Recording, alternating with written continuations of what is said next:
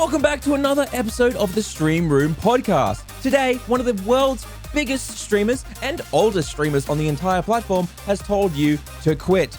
And not only quit, he's also mocking Ninja again. And we're going to cover all of that, as well as give you the secret to building a perfect stream community. But I'm one of your hosts, Eljayem, and I'm also joined here with Nick Tacular. That's me. Whoa. Hi.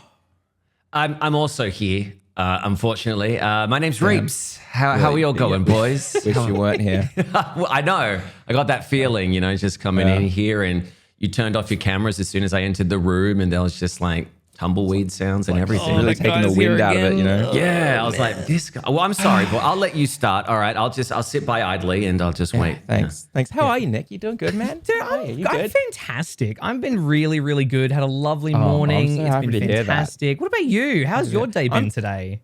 I'm good. It'd be better if Reapz would stop moving around. He's really distracting me in the background. Are you feeling that as well? Yeah, it'd be nice, maybe just That's better. He's gone now for the audio listeners. There we He's just go. got up and Now I can left. see the beautiful fireplace right. in the background. Yeah. Yeah, hello, boys, properly though. Hello, everybody. We'll stop the joke. We'll stop bullying the poor bastard. Welcome back, guys. It's good to be back. It's a little bit late in the afternoon today. I've just had an extra coffee. Yes. But I got to throw it out there. Hey, guys, feel free to comment all over this. Just comment all over our faces. Throw them everywhere. All right. We love them. We're going to be answering your questions at the end of the podcast as well. So Correct. if you've asked us something recently, don't worry, we'll get to that. But today, we've got some pretty cool stuff we want to talk about because I'm not sure if you boys read about it, but Sodapoppin is saying 50 or less viewers, just quit. Just get out of here. Don't do it. Yeah, and I think that's a really good thing to say because that means less competition for us all. So thank you, Sodapoppin, for really speaking up for us streamers. Thank you. Yep. I mean, those viewers have to go somewhere and they're clearly going to come to us. Yeah, exactly. They're gonna because dissolve down. and you know what? All those 50 or less viewer streamers, they're just so they're gonna cannibalize the thousands of viewers that all the big streamers have. Absolutely. Definitely. Yeah. It's a hard knock life, being a just chatting streamer with less than 50 viewers. I'm waiting for someone to scroll down. Their computer keeps lighting on fire. You can see the flames start spitting out of the back the moment they've loaded enough browser thumbnails as they scroll through the entire category. Yeah. But it's a hard knock life for us out there. That's why I upgraded to a 3080 Ti, just to make sure they can scroll down far enough and my computer can, really handle it. But yeah, it is a hard knock life. And I think Sodapoppin's doing us all a big favor by saying what he said. And I would like to hear your hot takes, everyone, on should people with under 50 viewers be quitting? Yes. Well, that's this week in the stream room. See you guys later. And that's it. That's all we we need. will. Look, I got the article. We'll read through it all in a little bit. But first, I want to see how you guys were doing. Nikki, what'd you get up to this week? How's your stream been, buddy? It's been pretty good. So Yu-Gi-Oh has been continuing to go really, really well for me, which has been fantastic. Especially the Sunday streams have been popping off a lot of new viewers coming in, a lot more returning viewers. Lovely. Been working on getting, at least, trying to get one video out on the YouTube channel just to build that initial, 30 video average. Basically telling like, hey, YouTube, I'm all about Yu-Gi-Oh stuff. So we're getting there. Everything's going pretty well. But I did do a very fun collab stream playing Labyrinthine with Walker, Lonely Shark, and Luigi. And it was honestly a really fun time. Nice. You were saying this last week as well, and I was like, you're scared of horror games. Obviously, they're not your favorite, but there are puzzle elements to that game. So was it all right in the end with the puzzles? I pooped. I soiled my pantaloons multiple times, as we all did. But no, overall, it was pretty good. Like, it wasn't too bad like some other horror games that I've experienced. And I'm like, nope, never again. This was from my for my standards, it was manageable, but it ended up being really fun. I think just if I'm playing something with friends, it feels I can handle it better. But overall, it's a really fun like multiplayer like co-op game. We were all struggling with the puzzles, and each of us eventually coming through with solutions for stuff. And yeah, it was a really, really humorous time. We got through all 5 chapters in I think it was about 6.5 hours. And the game's that's a long stream though. Was that continuous 6.5 hour stream? Yeah. Basically, we all. So Walker and Lonely Shark had already started like an hour or two before we even started. So, we all went through. There's only 5 chapters. It's still in early access, so it's not like finished. But yeah, we just like we were powering through like the first like initial puzzle stuff, and then we got stuck for a while. But no, really fun game. Highly recommend it. It's a good time. I find doing those long streams is so much easier in a collab. Yeah. You know what I mean? It's also so much easier to do like a 6-hour stream if chat is constantly popping off. You know what I mean? Like you feed off the energy of others. Like, you know, for example, Reapz, you and I, not on the last podcast because we recorded it the day before, but the podcast prior to that, you and I were talking about how we were going to do our Mario Party collab. Yes. And we were really pumped for that, really excited. We loaded up, we all get in the call together. And Nintendo's netcode said no. Yeah, no, and not we today. couldn't. So we couldn't play Mario Party at all. Just want to point out, I loaded into Reapz' game and I loaded into Alex's game.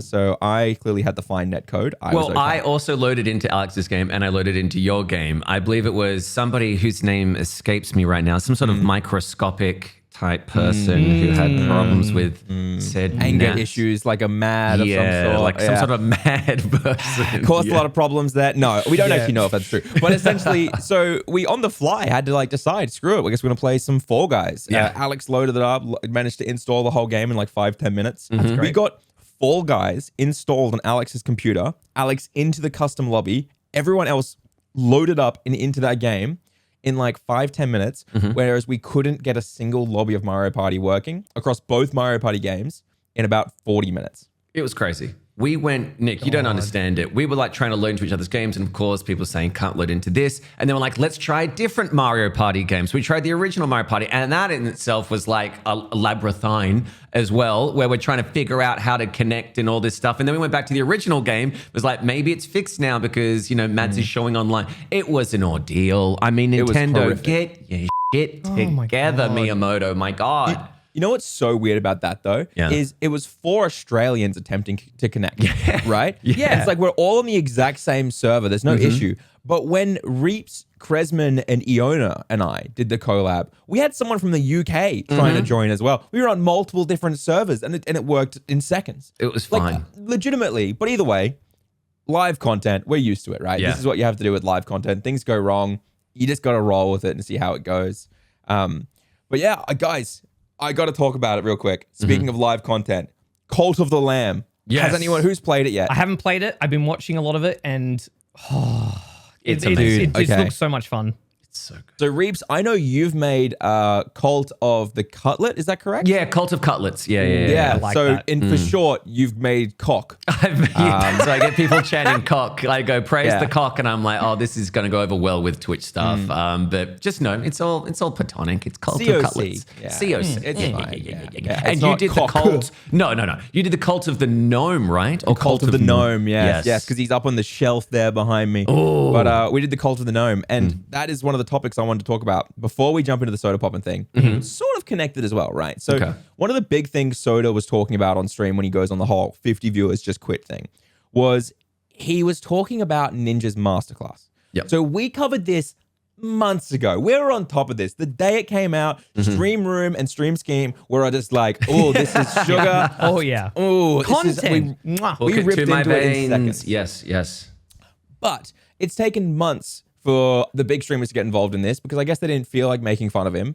Instead, they decided they were going to wait for Drew Gooden to make a video about it, confidently see that Drew Gooden was teasing him, and then come in and make fun of him. Yes. Right? None of them bought the course either. They literally all just watched the Drew Gooden video on stream and reacted to it. And this is kind of where the Sodapoppin stuff starts, right? It's because he was talking about a specific thing that Ninja has said, a piece of advice that I've actually given back in the day. Okay. And I think that he's correct and that I made a massive mistake back in the day for not giving extra context, right? And essentially, the piece of advice Ninja says is, if you remember a chatter and take a personal interest in said chatter, and Ninja's version is, oh, hey, Steven, how's your dog going? Which is weird, champ, to honestly like be that intense about it. Soda was saying that that's terrible advice. Okay? I'd love your take, boys. Is it terrible advice to individually remember every chatter and take a personal interest in them?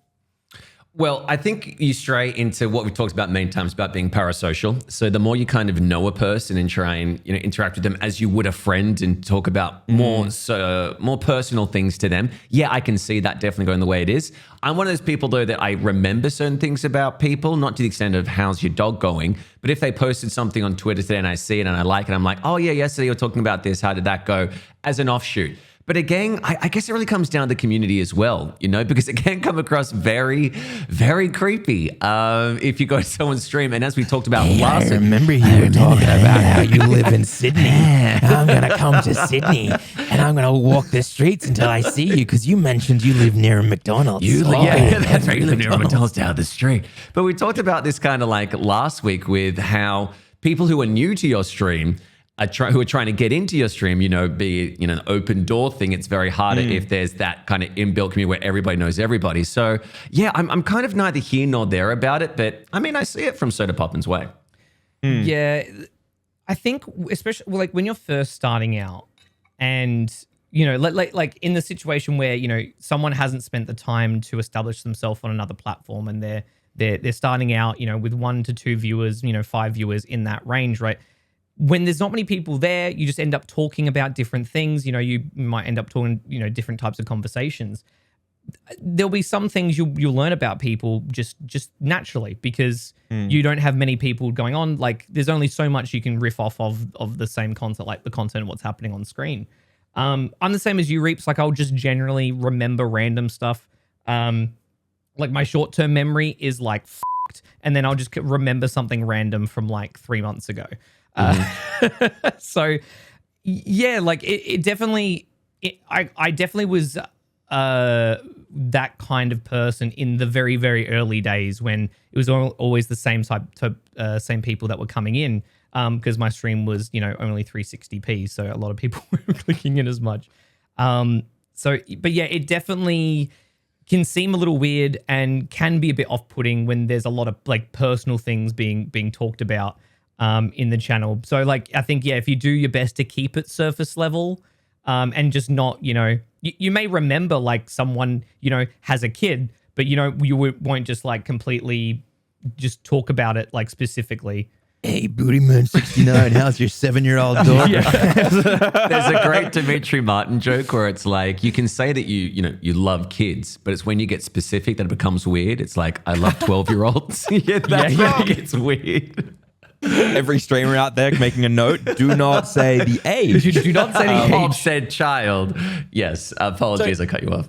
Here's the thing about this, right, is that Sodapoppin watched this whole thing and he goes through it all and he says that he's specifically criticizing what we've just talked about. The fact that Ninja is saying, essentially, as Ninja words, you will secure a viewer for life if you remember and take a personal interest in them, right? And I've given similar advice saying if you read out the message and actually take an interest in building a community and stuff like that, then it will go really well. Because when you're small, let's be real, most people watch small streamers because they want the one-to-one interaction, right? But super interesting because this is something I've been talking to a lot of creators about recently. And I think the one-to-one interaction is amazing for growing to 50, 60, maybe 100 viewers. But the moment you start getting around 100-ish viewers, the one-to-one interaction keeps you small. Yeah, that's true. Okay? Yeah. Like, I reckon it's also something that when Tubbo ripped into me and my video, the only part of the entire video where I actually got to give him full credit was he said early on, you never want your viewers coming back because you read out their message or because of the one-to-one interaction. You only want viewers coming back because your content is good. Okay. And I think that's spot on, right? And that's kind of what Soda was getting at, before he openly just told everyone with 50 viewers or less to quit. Yeah. No, that's true. Yeah. Very much so.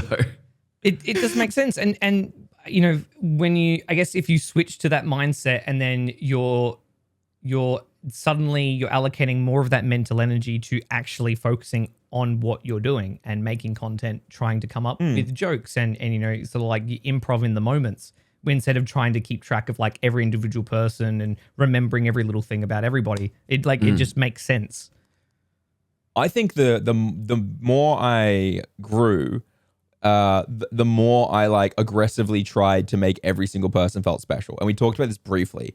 Like I wanted to make everyone feel special. I wanted to read all the messages. One of my big titles was I read every chat message. And then the more I grew, the worse my content got because of that. Right. Because how am I supposed to sit there and tell a really funny story when I'm supposed to also pause because I want to greet someone who's just joined the stream? You know what I mean? Yeah. Like I'm halfway through a story, the punchline's coming in exactly 3 beats, and then I go, oh, sorry, hey, how you doing? Welcome in, Sally Sex Tits 67. Sorry We've about got that. the same viewers all the time. The only one that came to mind, Sally Sex Tits, apparently. I don't know, man. We love Sally here. Yeah. Here's the thing, right? I don't think that 50 viewers is bad. I think we all agree 50 viewers is quite good. We talked about it. Very good. You're in the top point, whatever, 0, whatever. Yeah, there's some sort of stat out there. Well, yeah. I mean, okay, yeah. But also, we have to also remember the concept of being like, just because 50 viewers gets you in the top 0.1% or whatever it is, doesn't mean you're good. It just means there's a lot of crap. A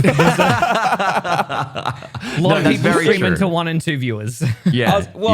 Or to 0, right? Like and to 0.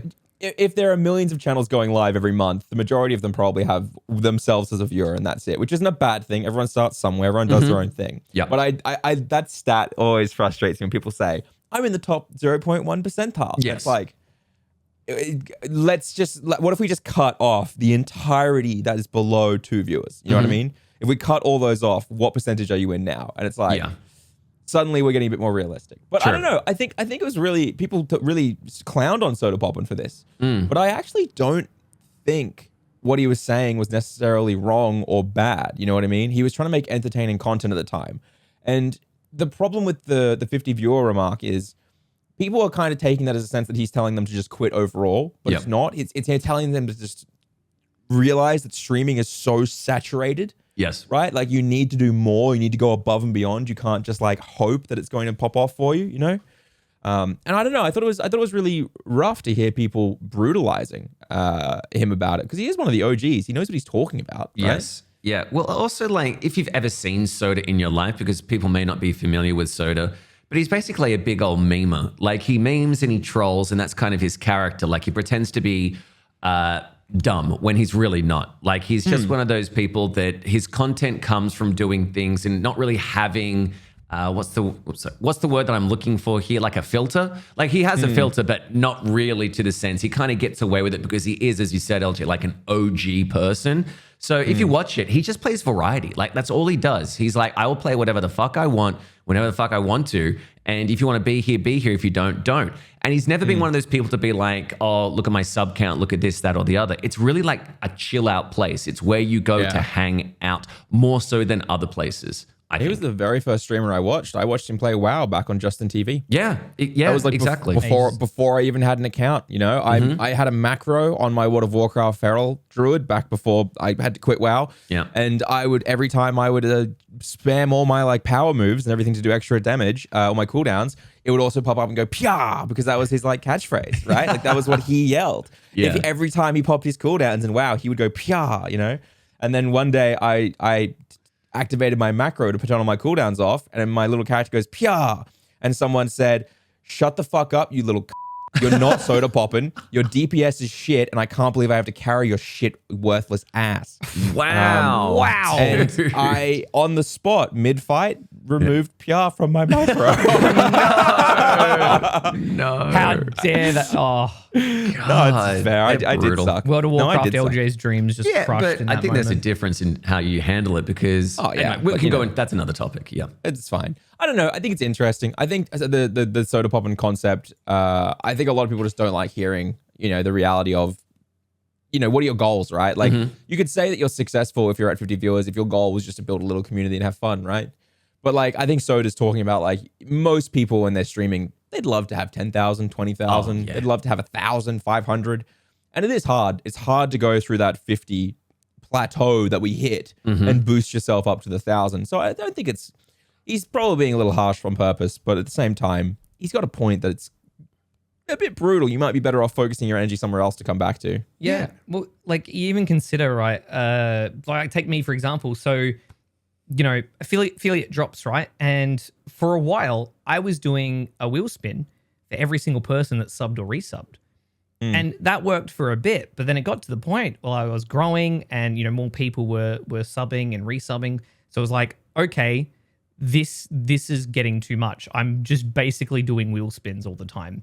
So I had to shift that and just make it like a community, target thing where it's like, okay, we, every 10 subs, and then we do a wheel spin and it's got a community reward, because otherwise it's just so much. It's so much to handle. It just gets too much. Is it like a reality check to most people? Because, there are people out there who have this dream of becoming whatever, a streamer, a singer, an actor, whatever it is. And the harsh reality is to hit that, that goal, it's so minuscule. And you do need people to step in and go, I understand that this is your dream and you're really talented and whatever else, or you may not be at all. But the chance of you doing it and throwing everything away, like whether that be social or throwing money at equipment that you don't need, do people need that reality check of like, you know what? Maybe you shouldn't be pursuing this because it's not going to be good in the long run. Yes, there's always the chance of popping off. Yes, there's always the chance of being discovered. But honestly, like with however many millions of streamers out there at the moment, that if everyone was successful, then no one's successful, if that makes sense. Yeah. Yeah. It's, to quote Syndrome, if everyone is super, no one is. That's great. Love it. I'm glad you're referencing We love Incredibles. The Incredibles. Yeah, bring it. Yeah. You know what I'm saying? Yeah. I don't know. I think that's absolutely what he's getting at. And I think that that's something I've come to terms with a lot over the last 6 months. Anyone who's listened to this podcast for the last, 6 months we've been going for, last seven months. Yep. Anyone who's listened to it has probably seen me slowly go more and more from the guy who's like, let's go, streamers. Woo, we're all going to grow streaming. Woo. To the guy who's like, yeah, it's all right. We can probably make it, but maybe we'll do YouTube instead. But it is like that's the thing. I don't think it's a bad thing by any stretch of the imagination. I prefer somebody tell me like it is rather than just kind of giving me these white lies for me to keep going and in the long run just not see Snake any oil. success. Yeah, it is. Yeah. It's snake oil. And the thing is, we can't say to you, yes, you should keep going. No, you shouldn't keep going. Only you know that. But I think you have to have that reality check of like, I've been doing it for this amount of time, giving this amount of energy. Is it paying off for me? Am I succeeding in my view? Am I happy? Am I making what I want to make? Yes or no? And if you're not, then maybe, see if you can veer off. But again, if you love it, keep going.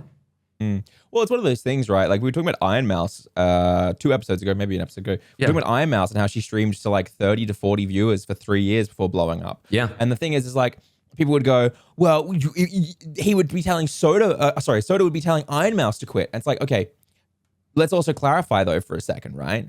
Iron Mouse streamed to 30 to 40 viewers, right? For 3 years, but she was doing YouTube. You know what I mean? Like that's really, she didn't blow up just on Twitch. She blew up because she also had a YouTube channel going and everything like that. And she was also doing collabs, and VTuber Discovery is great because the community is so rabid to work together. Yes. And it's one of those things where it's like, maybe when someone says, just give up if you're at 50 viewers, it should be probably more phrased as, if you're at 50 viewers and you don't have any other way to increase your reach, for example, you're not increasing impressions on your stream, you're not increasing impressions on your socials, on your videos, whatever it is, then maybe consider shifting your focus to increase your impressions. Because the longer you plateau at a single space without making any changes that could increase your impressions, the more likely you are to lose your viewers, right? Because in marketing, we've got the concept of reach versus impressions. Reach is how many people are seeing your content as they come in, and churn is the number of people you're losing. You get 10 new viewers a week, maybe, or 10 new followers, or whatever it is, and maybe you're losing 11. Yep. Right? Because your content's changing and going variety. So you have to keep your reach, and your retention has to be higher than your churn, or else you lose out, right? Yes.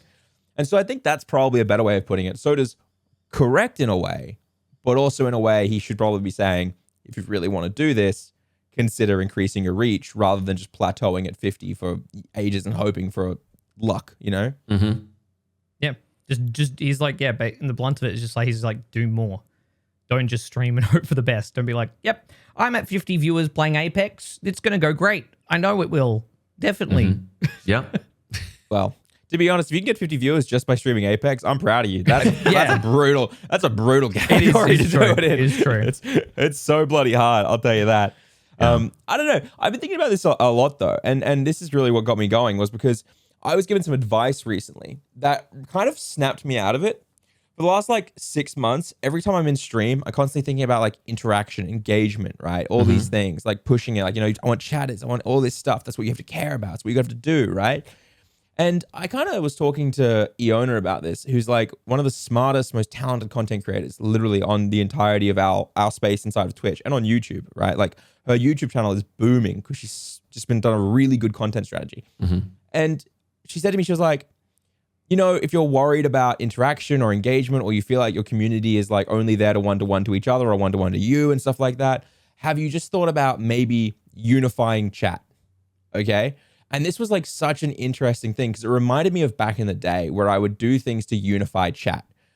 And so when I did Cult of the Gnome or Cult of the Lamb, I was doing a lot of things my entire time when I was talking to chat. I kept trying to think of things that would make it like me versus them. Okay. Right? I was trying to like unify them as a big blob. So like one of the things I was doing was I said to them, okay, everyone, write one chatter right now. Sorry, I said, write someone's name in chat right now, and whoever gets most votes will sacrifice them, right? And of course, they all start writing Eljayem _, right? And as they do, I go, no, that doesn't count. We got to stop. There's no one else write that. No one else write that. And of course, they all start chanting it, right? It becomes a big thing. And it was really interesting because that Cult to the Lamb stream is probably the most it's felt like the chat was cohesive in a long time. Okay. Right? Or because I'd had that kind of moment of you know, EO taking me back and going, back in the day, you would unify chat with these things, right? Just got to unify them again. And then me going into that as okay, we're not just making content for the collective to watch. We're making content for the collective and helping them become a collective, right? And I'll tell you what, there was barely any one-to-one interaction in that entire stream. I wasn't asking people how their day was doing or talking directly to them or having a back and forth on a conversation like I normally would do to try boost up my engagements. I was literally just treating chat as this big blob of hive mind and just letting them all spam together and go together. And it was one of my most active, highest retention like streams I've had in such a long time. Yeah. And I thought it was super interesting because it goes against everything Ninja said. Ninja's course. I think we know that. I hope that a lot of small streamers know that with Ninja's course as well, that you shouldn't do it because it really is the kind of baseline thing. And I think you're right in saying that treating chat when you get to that kind of pedigree of having lots of people talking chat at the same time, you can treat them as one cohesive hive mind. I think it comes like to a different course though when you are streaming to say 10 people or so, maybe less, and there are only 1 to 2 chatters in there where you can be a bit more social and you can be a bit more back and forth.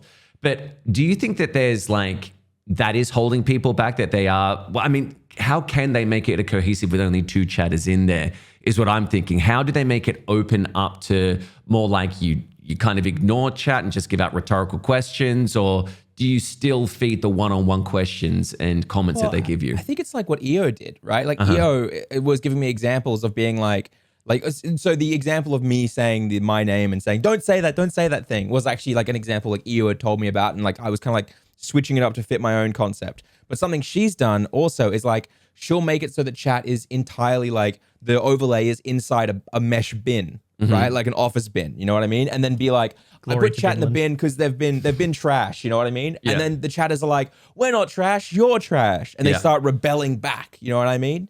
And it's kind of like, I feel like at a certain point, you do have to slowly make them feel like they're a hive mind. And I don't know how to do that transition easily. I think I never personally did that transition. You know what I mean? Right. And I'm trying to now do it. I think I was much better at that when I had 30 viewers than I was when I got 50 and 80 viewers. It's really tough because like there's always been this. I feel like this conversation, this coin's always been flipping back and forth. You know, it's like oh, you shouldn't refer to like your chat as chat because it's less personal, right? Because you want to kind of make it a little bit more like like they're there and they're part of the stream and the community, whatever. And it's like the flip side is like, but if you refer to them as chat, you create them as a group. Like that's how you address them. It's a neutral term, and it allows them to everyone to kind of feel like they actually have a space and they can exist like in that community as just like part of the chat. It's a really, really tough balance. And I think you just kind of, I think the only way to do it is shift your mentality and just reinforce it as you go, as stream goes on. So, and I mean, there'll be some games like Cult of the Lamb that will really propel that. I mean, things like when you've done, you know, when you did the Dark Souls stream where the subs, you know, turned off your controller, or, you know, you do like, you know, Twitch spawn and things like that. Like those streams create that you versus chat thing because they're all trying. I think it's different though, because that's not really what I mean. Like I don't mean like I'm process.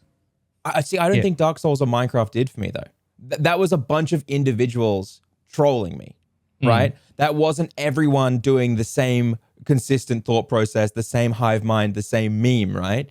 Like you go to Northern Lion's stream and he says a take and like everyone in that stream will start posting the +2 or -2 emotes, right? And that's because they all understand what their community culture is and how to act, right? And I think that like the Cult of the Lamb stuff, it's not the game necessarily. It was the kind of, I was unifying them by giving them enemies. You know what I mean? Like at one point, one of my characters starts to dissent, like talk against me, right? And so I'm like, how dare you, Parker? Everyone in chat right now, call Parker a poopy head. Go on, poopy Parker. And like I've got the whole chat is now calling him poopy Parker. You know what I mean? Yeah. And it's like, but when I do Twitch spawns and stuff like that, that is just individuals interacting with the stream. You know what I mean? They're not all posting individual stuff. A good example of my nighttime crew was during a Minecraft stream, I tried to build a house and it ended up looking like a church, okay? And they said, that's a church. And I said, it's not a church, guys. I built a house. And they're like, no, that's a church. And they decided it was a church. And so all 100 of them started spamming about how it was a church. And then I said, I refuse for it to be a church. And then I started building a basement with fire and brimstone and chains and some saw blades and some other things and putting redstone on the ground for like blood. And they were like, oh, so it's a cult and a church. And so my entire nighttime crew was just spamming, that's a church where a cult people legs banger emote, right? Like, and that is someone unifying. You know what I mean? That's what that is. And when I say me versus chat, that's probably not the right words. It's more like I'm the streamer, chat is what I'm trying to say. Like you need to create an environment where it's not you, the streamer, and 100 individuals. It's you, the streamer, and that is your chat. That is the group of them. I think I'm thinking back to my kind of streams, and I think I haven't done this on purpose, but surreptitiously have done it without myself knowing. Because with mine, if you've ever seen my stream, I basically set it like a late night talk show thing. And I immediately say to people who come in, you're the audience. If you sub, you go to the basement. If you sub at a tier 2, you go to the car park. If you sub at a tier 3, go to the attic, right? So it's basically very much, I put you in your place and I'm on the screen right now. I'm on the set and it's them versus me. If they have anything that's dissenting towards me, I play a clip that says no refunds, right? And they all go refund in the chat, right? So it becomes this collective of like everybody against me, which is what I love because I love being teased and teasing them back.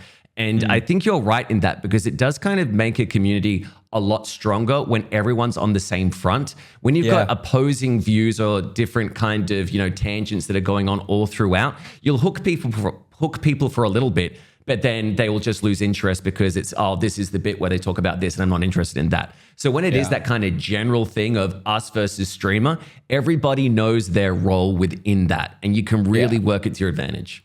I don't know. I thought it was interesting, right? And I'm thinking a lot more about that unity, that concept of always trying to unify your chat. You know what I mean? While still making it welcoming. You know, like you want people to be able to come in and understand stuff properly. And I think a big thing for me that I messed up, if we're talking about unifying, was my emotes. Okay. Right? I did all face emotes because I was just chatting and variety and stuff, and I didn't really have a mascot or anything like that.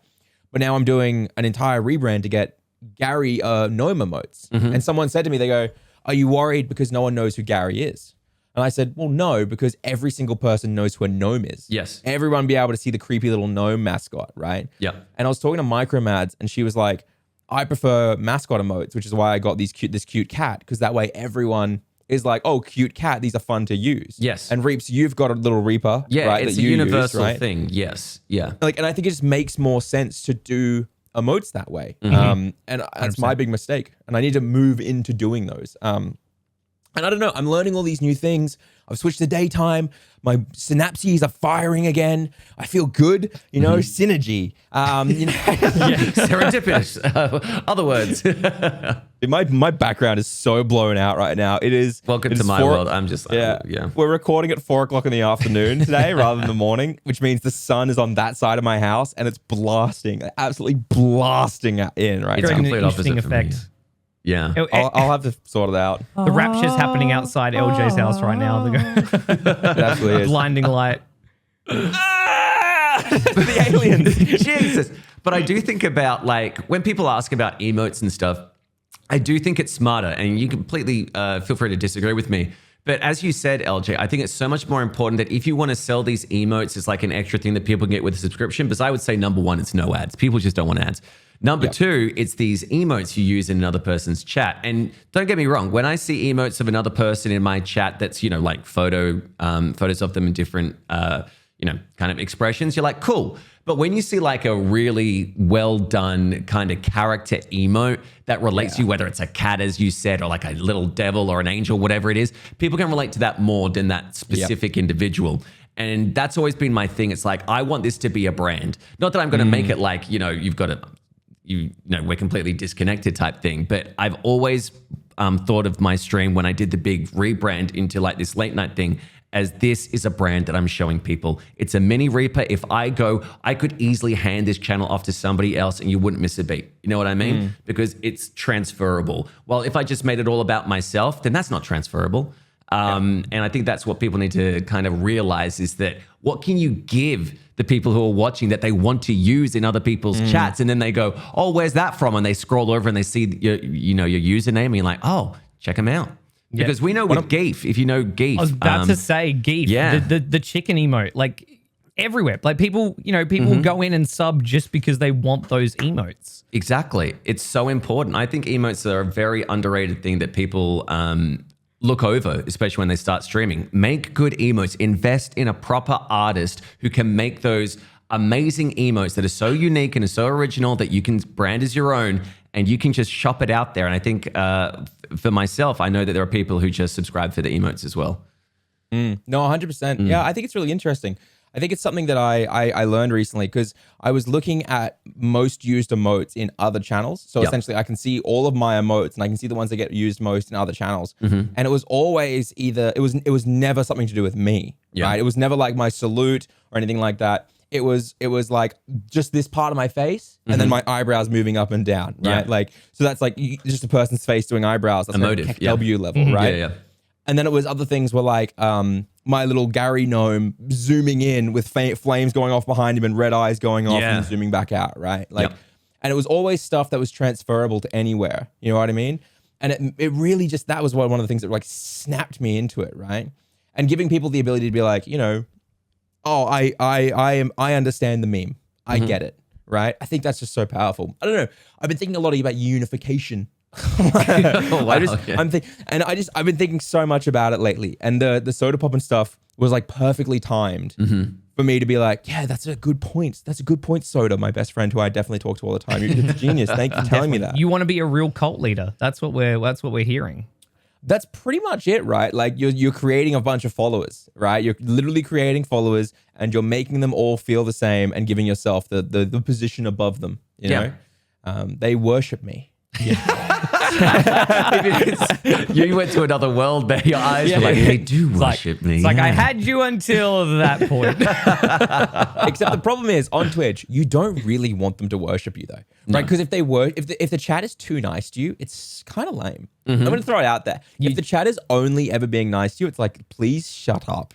I want you guys to come in here and feel like you can understand the roast and get involved. You can post the Peepo riots and you can yell and dissent against me, and I'll yell back, and you guys will have your fun. But if it's like, if I say like, oh, hey, how you guys doing today? And they're all like, LJ, it's lovely to see you. You're a god. Thank you. And it's like, okay, well. Yeah, lemmings. It's like that sort of age-old meme where it's like, are they really your mods if they don't insult you daily? Exactly. And like your regulars as well. It's like, I've been hanging around this person for a while. He's a piece of shit, Yeah, you're like, thank you, friend. I appreciate that. Yeah, I find that it also gives you more to talk about when everyone's kind of in agreement. It's not like you can set up a debate or a different opinion because everyone would just be like, yes, agreed. And then it's just like dead chat. You know what I mean? Because what else are they going to do? Just do like nodders in chat. Like that's it. So I think you want that back and forth. To all this, you know what? People, let us know. Are we being crazy here in saying that we like to be insulted on stream? Let us know in the comments. Yeah.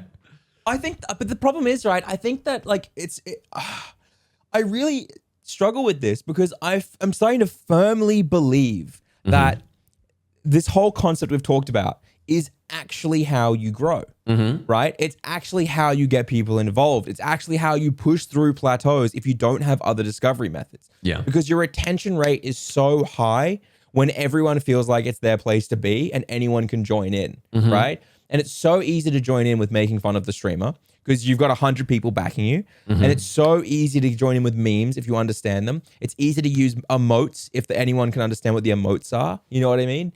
I just feel like this is like something that I messed up so many times. I was growing based on the fact that I was making content consistently. I was streaming consistently. I got a decent amount of charisma. But like the reason I lost all of that momentum was I hit this plateau and I couldn't keep people involved because I couldn't unify them under one umbrella. Right. You know what I mean? Yep. And I just think it's so interesting to me to see all these people doing it and trying to figure it out.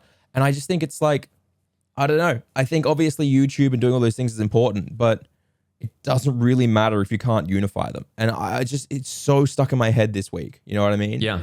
So I don't know. I know I'm going on about it, but I think that's what coming up with the community. It's not that it's always needed, but like it definitely helps if you do have a community name. Like for you, LJ, you have the Royals, right? But I don't think it really I don't think it really caught. It was big for a little bit, but new people don't really know what a royal is, and they're not really involved in it. You know what I mean? It's hard to come in and go, oh yeah, it's a royal. I get it. You know what I mean? It depends how you sort of like you spin it and how you incorporate that, you know, the chat name and the unifying into sort of your branding or your content. So it does depend. Like it wasn't. I definitely saw a noticeable sort of like increase in sort of what we're talking about once because for the longest time I just didn't really have like a name for like the community until I came up with the Spice Rack. Which ended up catching on really, really fast and really quickly. And people like loved that. And they loved kind of having that kind of name to kind of sit under. It's like, yes, you referred to them as chat, but it's still like, you know, as a still a unified body with you included, you know, you have like that name, which it can help. And I think it definitely can help when you're like growing, definitely under the 50 viewer mark too. It's just an extra little bit to help it, and you got to like you are the one as the streamer that has to reinforce it. I don't know. I think maybe I disagree. I think if you reinforce it or push it too hard, it doesn't fit perfectly, it doesn't work. Because I think that my chat used to prefer to call themselves, this is such a throwback, only 4 people who listen to this or in my stream will even remember this. They used to call themselves MRG, which was called the Moist Rat Gang, right? And the reason they called themselves that was because in my 5th ever stream, I played Jackbox. And we had a drawful stream where one of the drawful quotes were 2 rats hugging. And Jimino, one of my founders, who listens to this, drew 2 rats, a right rat and a left rat. And everyone loved right rat. They thought it was the cutest little emote ever. They would not stop talking about right rat. He became a symbol of the stream. Emotes were made of him. Art was made of him. He stuck around for ages. Anyone who joined would get indoctrinated into MRG. There was a secret Discord channel at the very bottom of the LJ Discord where if you went there and wrote long live MRG, you'd get a role and you'd be allowed into the even lower secret part of the Discord where you could do it, right? It became this huge community thing, right? And they pushed it. And then someone decided that they were going to get really intense and bully people and send some terrible Snapchats to other community members. And then she got a tattoo of the rat on her foot. And it was all very bad. And we had to ban that person. Anyway, and it went rough. And so we stopped calling ourselves the MRG, got rid of that. And we started calling ourselves Royals, right? and it never really caught on. And I tried to push it, but still people were kind of like, I do prefer MRG. And some other people were like, you know what I prefer? I want to be called the L-Babes. You know, and some people were like, I want to be called the Gnomelings, you know? And people, you like it? Of course you like it. Great, chat's going to bring it back now. Can we call it L-Babes? The L-Babes sounds amazing. But I guess the thing is, like, because when you terms of like the royals, right, you don't really have anything about your stream that's like kingly or like royalty. Yeah, I used to a lot. And that's where it kind of came from. And all of our like badges and bits and everything like that, and a bunch of our emotes used to be crowns and things like that. There was heaps of stuff, right? But again, I think it just comes down to the fact that like it was a name that I chose that people liked, but they weren't like fanatically about it, right? And so when you said like you as a streamer have to reinforce it, it's like, yes, but I still think chat has to have that initial burst of meme creation, right? The way the rat was created and created MRG, or the way the cult of the gnomes began on Cult of the Lamb, right? Or you know, Cult of the Cock for you, Reapz, right? Like there's that initial creation of something that happens that the chat is just kind of like they latch onto. Yeah. And you can tell this is going to be a meme for the next few weeks. They're going to love this. Yeah. And like that's the moment where the streamer is like, now I reinforce this. Yes. You can't just pick something out of the air and go, this is what's going to work now. This is what our thing is going to be. You're right. It's got to be organic. So I think that honestly, over the next few weeks, as I do more daytime streams, I'm probably going to be just waiting until something happens, and I'll probably try and find a new community name. Okay. I've got one. How about Hold This L? JM. They already say that to me every time I lose. So there's a thing now when I'm losing at Fall Guys where people just write the word, like the letter L, then JM, like my actual thing. So they just take the E off the front and just do capital L, and it's the pieces of shit, man. Honestly. But that's fine. That's part of building the community. That's exactly it. As long as they're like bonded, you know. You're right though, because now EO has to make bin merch. Because chat, I came in and I saw chat in the bin, and I was like, just after this meme had started, and I was sitting in there enthralled by how like everything that was happening. They created a whole country, diplomatic rights. It was a whole thing. Dude. Yeah, it's huge. I've just shared a small photo of Right Rat. I've still got him. I put him in general chat for you guys. Oh my goodness! I'll put this in the podcast. He's cute, isn't he? See, he's cute. It's something. I'll tell you what. Wow. Wait, hold on. Is it vertical or is it like? It's vertical. You can see his two little arms at the front and the two little legs at the bottom. So he's literally propping himself up on his tail. He's standing up. He's just standing up. Okay. And then I made an upgraded version. Oh, and there's the royalty that comes to it. I see. But essentially, I don't know. Well, with your, as you talked about unification and branding and everything, LJ, and you think that the royals like maybe aren't working for you in terms of because they've moved on or whatever. Do you think that when it comes to, you talked about emotes, you're changing those. When it comes to badges, when it comes to bit badges as well, do you think that needs to be unified to kind of create that hive mind, or do you think it doesn't play a big of a deal? I don't think it matters as much as emotes, right? Like emotes are huge, whereas bit badges and sub badges, people like. Yeah. I think the big thing about bits though is the emotes people unlock for bits. Yes. Yep. Like if someone has given you like 50,000 bits, then you will better give them a good emote. Yeah. Yeah, mine I've done 8-bit portraits of Reapz in different. It's so cool. I was so happy with that because I was talking to my friend. I was like, can you do 8-bit pixels? He's like, yeah, for sure. I was like, do the same face on every one of them, but just give them a different hairdo, or like you're Bob Ross, you're the Joker, but the same kind of blunt expression, and it's worked perfectly for me. So I love yours. Yeah, they're good. But to the people who are listening, who are just starting off and are small streamers, should they be looking at their actual channel and doing a big rebrand if they're like just, they chucked it up and they're like, oh yeah, I'm happy with this, but it hasn't really caught on, or maybe they're not even thinking about it, Nick. They're just like, I called myself, as we said, we'll use LJ's example, Bootyman69. And actually, you know what? I'm not a booty man. I'm more of a man. I don't want to say. I'm more of a. You're now Feet Man 69. Yeah, Feet Man 69. Should they be looking at themselves to expand? Like, because we've talked about it ad nauseum that obviously grow on other channels. But when people do come to their Twitch, what do they want to be known at? What do they want to express? Should there be that rebrand? Yeah, well, obviously, from an ideal sense, right? Just from a general branding sense, whenever someone is coming up with what they want their channel to be, right? That's it. It's all. I mean, for those who put in the in-depth planning, that's something they all take into account. It's like, what's my name, and then can I make my name relate to the theme that I want to have around the channel? Like, it's like, okay, like where's my unique presence? How do I make myself stand out? What makes my stream, my Apex stream different to the rest of them, right? Doesn't mean you have to have like, crazy like high production alerts or anything. It's just like, what is the kind of cultural difference that you have compared to everybody else? And I generally think a lot of people don't, put in enough time for that, because maybe they think that, I don't need to worry about that right now, I'm just starting out. But when you have that identity from the get-go, the people that do discover you, that do get introduced to you, they already know straight away, this is who this person is, this is what they're about, this is kind of how things like run around here. And then it becomes a lot easier to kind of keep it going. Like, rebrands happen. It's things can change over time. Yeah. But if you kind of figure that out as early as you can, and then keep that going, it makes the growth journey just that bit easier, and helps you have your identity that helps you stand out.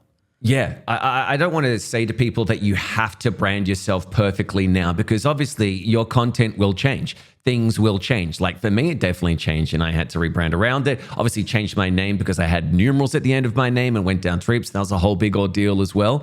But as long as you've got I should say a loose kind of thread of how you want to be seen, or what you think makes you unique that you can use in later years if you do pop off for whatever reason, it's so much easier to start now rather than do a big old shift and be like, my name is no longer, as we said, BootyMan69, my name is Lightpost420, it's a complete 180 and people may not be on board with that. So I would say definitely think about it now, because there's so many names. If you go down any list, you will see the longest usernames ever that maybe somebody just smashed their palm on the keyboard and you're like, how am I going to remember to type that in unless I follow them? And even then you may forget to follow them and you never find them again. So I say keep it short and simple for the people watching. So you've reminded me of a big thing, right? So obviously when I first started, one of the big things I did was I'd made this really hyper realistic shot with a careful camera depth and everything like that. Really carefully done my green screen so that when I first started, it looked like I was streaming from a Coles milk aisle. Yeah, I saw that. It looked pretty much perfect, right? It was very, very well done, to the point where people joining would literally say, holy shit, are you actually in a milk aisle, right?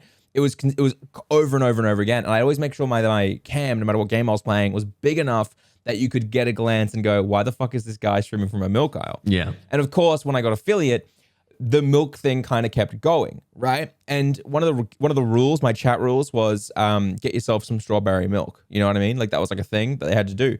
And so early on, I think a lot of creators tend to fall into their own branding. You know what I mean? So if I used to know a streamer called Midnight Emmy, and she fell into a chicken-based branding. I don't think she streams anymore, but so everything was egg-based or chicken-based. Okay. They were the eggs, you know what I mean? And all that stuff. And I think that's a very common one. Kresman, also known as Cheeseman, he does all cheese and quokka-based stuff, right? And so for me, when I started, I'll just throw some stuff in general. You can throw it on screen if you want, if you don't have to. It's this is all milk stuff that my community made for me. These are badges, these are emotes, these are things that were made for me, right? And I didn't buy these, I didn't commission these. This was fan art because people early on was so into the milk branding, right? And I think that's what I'm trying to say. Before, when I was talking about the MRG stuff and the Royal stuff, right? Is that when something happens, maybe it's a joke you first made, but the community latches. That's kind of where you start to understand your branding and who you are and where you go. You know what I mean? And I think a lot of small creators happen to stumble into that, but it's a bit hard to figure it out early on. And I think that it's just one of those really difficult but really powerful things you can do to create a community. You know what I mean? And make a community feel like they're actually involved. And I think EO does that incredibly well. You know what I mean? Like all of EO's choices, all the content that she makes, the way she talks to her chat is all so perfectly focused that anyone joining can just kind of get involved in the same spam. Yep. You know, they understand it, they get the value. And I think a lot of people have that when they're small. The rebrand is where it gets tricky. Yes. Well, speaking of rebrands and Ninja, that Ninja rebrand sure is something, huh? Oh, yeah. That was rough. Oh, dude. That Every was time rough. I look If you at it, I'm haven't like, seen it. yeah. It felt like the designer was just like, let's just take away everything and just make it really minimal. Oh. It was, but yeah. It looks like it says joy. It looks like it says JOI, which if you don't know means jerk off instruction, and it's the porn category.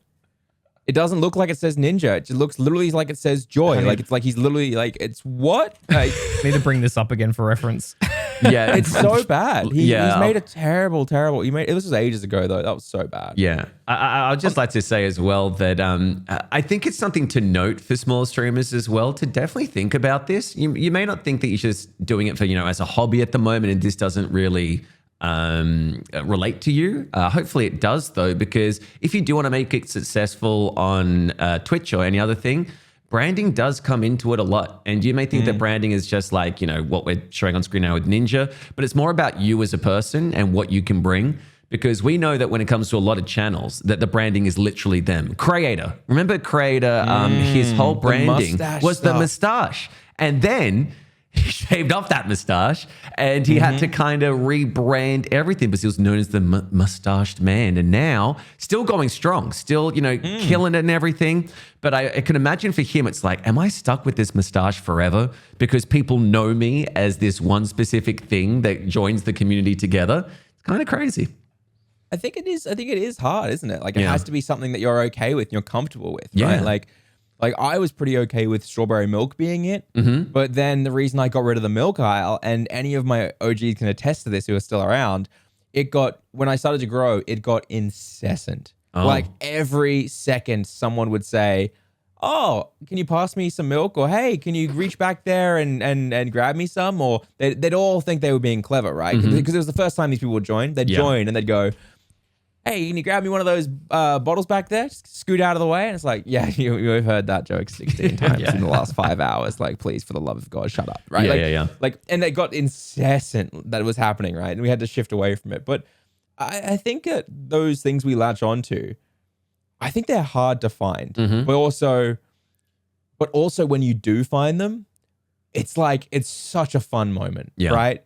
Like that MRG stuff right up until it imploded into the worst experience I've had as a streamer was amazing. Yeah. Like it was so much fun and anyone could join, right? Like people would join and they'd be like, MRG lives. And someone would be like, what is MRG? And I'd be like, don't listen to them. Don't fall for their lies. Don't be dragged in, right? And then all of my chat would be like, join us, we do that. And people would join, Yeah. There was that kind of like feeling. I'd almost say too on that, like when you're coming up with, like if you're starting out and you're coming up with a name, make a name that unless you start out and you've planned out your entire brand, but you could also go the route where if your name doesn't specifically attach to anything. So if you have one of these moments and you're like, this is what we get behind, this is the branding we go behind, you can move into that, but you don't have to change your name and then, go everything that goes along with that. Right. And that way you can your name stays consistent always, but it's like the actual channel itself is what has that rebrand that goes on. Yeah. I always think that if you are a streaming channel or, a channel and it's just you doing it, you are always better off, like if it's a personality-based thing, you're always better off going with like a username kind of style for you, right? Like people call me LJ because I am Eljayem, right? They call you Reapz, they call you Nick, right? Like those are those things. I think a lot of people start channels and they'll be like, no scope gaming. And it's like, what do you want me to call you? No scope? Yeah. You want me to call you gaming? You're a company. It's like, what if you go away and you want to only do DJing on stream? You know what I mean? What if you don't want to do gaming anymore? Like you've got gaming in your name. I think that it's always better off to be like, hey, I'm this particular person, but with a username. Don't use your actual full you are name. so or right, anything. because I think when people think of branding, they think Apple, Samsung, you know what I mean? Like, which is the name of a corporation rather than the individual kind of theme that you're going with. So yeah, that's a very good point. Please don't add gaming or things to Media, the end of it. Yes. Studio. No, you Yeah, gotta TV. add the three X's at the start and at the but end. one's capital and the other two are lowercase. Small, Yeah. And they're on either side of it, Yes. and 69 as well. Symmetrical. Yeah. Symmetrical. Yeah. XX, no scope gaming, XX, 17. I Your can name isn't a remember that. palindrome. What are you doing? yeah. How can you not even do that? But I was going to say, back to the original point of like Sodapoppin, do we feel that if Sodapoppin came along today, forget that he was an OG, right? He did his normal stuff on stream. Do you think that he would be one of the people that would still rise to the top? I always wondered this. The big streamers that we have at the moment, the ones that are known, if they did exactly what they did at the beginning of the day, so if they've been around for 5 years or so, 6, 7 years, whatever, they, rose to prominence. If they did the exact same thing today, like small streamers are trying to do, carve out a name for themselves, would they be where they are? No, absolutely not. But that's not because they're terrible streamers or anything like that. But it's because the odds are just so much lower. I think one of the few people who you can actually say confidently, yes, this person will make it back to where they are is Ludwig. I was going to say, people always say things like, big streamers aren't working that hard, right? Like, I said a few weeks ago on podcast, or I have a thing that I say. I always say this. I go, yeah, I realized that if I want to be as big as Ludwig one day, I need to work 10 times harder. And small streamers listening to this, you need to probably start working 100 times harder than you actually are, right? Because the majority of small streamers aren't putting in the amount of effort they actually need to do. And I've dialed back so heavily that now I'm not putting in the effort that I need to do to one day be big, right? And I'm aware of that, and I'm trying to fix that. It's fucking hard though, isn't it? Yeah. And it's like, to put that much time and energy into things, right? And a lot of people always ask, what are they doing that small streamers aren't doing? You don't know that we're not doing enough. And it's like, okay, well, let's look at Ludwig as an example, right? The dude uploaded daily for 2.5 to 3 years, right? Like he was at what? He was at 15 average viewers in 2018. You know what I mean? And then by 2020, he was at 12,000 viewers. It's crazy, because man. He uploaded daily. And it wasn't just uploading anything. It was uploading carefully planned out video content that could go viral, could be marketable, that appealed to an audience.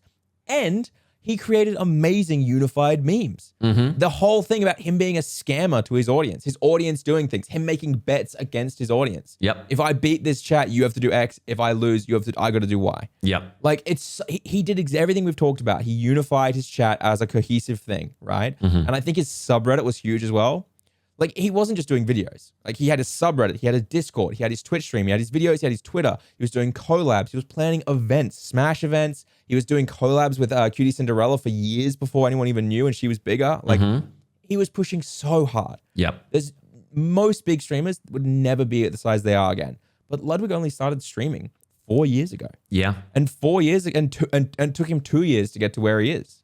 So it's like, if people ask, I always say, yeah, probably he would, but no one else would. And at the end of the day, if you want to be as big as someone like that in this day and age, that's what you have to really do. Yeah.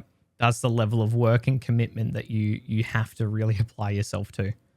And I think a lot of people make the excuse of, well, yeah, I would do daily uploads if, I was as big as him because, I get seen more and everything like that. But as you said, as we all agree, he did it before he was known. You know what I mean? Like he probably only had averages of maybe 100, 200 views per video until, it all snowballed along.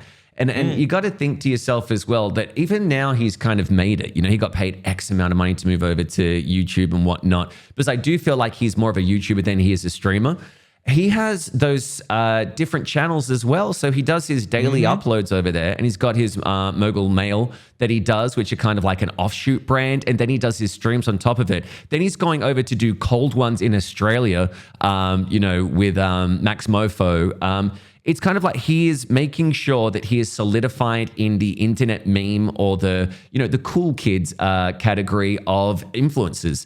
And he keeps working and he keeps doing it. And I'm sure that the amount of work that he has to do, because he seems like a workaholic, even though he seems quite chilled back on stream, it would be second to none. He is got his fingers in so many different like projects at the moment with merchandising. Like he did that crossover with Miskiff. He was like, I'll go on your stream if you can advertise that I'm making your merchandise for OTK and stuff. Like he's a complete businessman and it is paying dividends for him. I think it's also the fact that he's done a lot of cool stuff, right? And I think this is going to be, everyone's going to be like, Eljay, you talking about it again? But like, when you're a streamer, you can have your everyday streams where you just fuck around, you do whatever, right? But you inevitably are going to have events and you do cool shit and you want to do cool shit, okay? You want to do a thing where you do a Photoshop contest with your 20 viewers and they Photoshop wild, wacky stuff and then you go for it, right? Yep. You want to do a cool collab or you want to do Pog Chumps like what you did, Reapz, where you did a whole game show, you know, and you had content creators come on. You want to do stuff like that. And if you don't want to do stuff like that, dude, I don't know how you're going to stand out, man. It's brutal.